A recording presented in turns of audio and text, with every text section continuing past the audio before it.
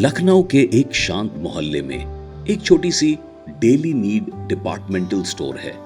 यहाँ सिर्फ सामान नहीं बिकता, यहाँ मेहनत से नए दौर के साथ बदलने की कहानी लिखी जा रही है।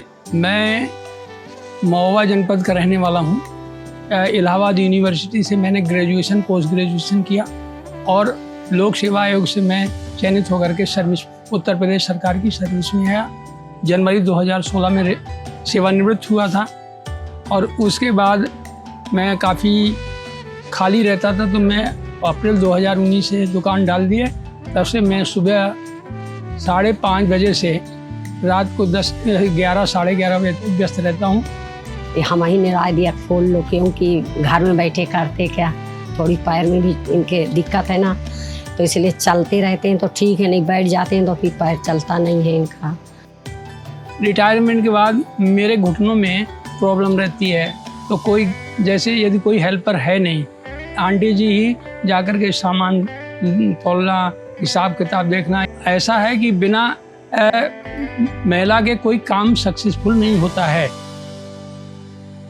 शुरू में जब मैंने दुकान खोली थी, हमको अनुभव नहीं था, तो हम लोगों ने एक दूसरा ब्रांड का मंगा लिया था, एक्सपायरी हो गए तो उसको हम लोगों ने फेंक दिया। इसके बाद कोका कोला उन्होंने मदद की, एक फ्रिज अपने यहाँ से माल की सप्लाई उन्होंने दिलाना शुरू कर दिया, तो माल यहाँ पर आ जाता था। और डबल डोर का फ्रिज रहता है तो माल भरा रहता है और माल बिकता रहता है। आज शायद मैं अपना बताऊँ तो हम उस पहले से 10 या 12 गुना हम लोग व्यवसाय करते हैं।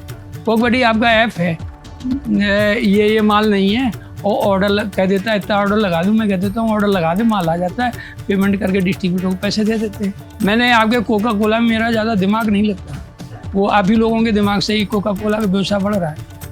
जो कंपनी है, कंपनी और उनका डिस्ट्रीब्यूटर यदि पर्सनल बढ़िया है तो आपका व्यवसाय बढ़िया चलेगा। हम भी बढ़िया हैं तो और बढ़िया चलेगा। जब तक हाथ पैर चल रहे हैं तब तक तो कर रहे हैं अभी।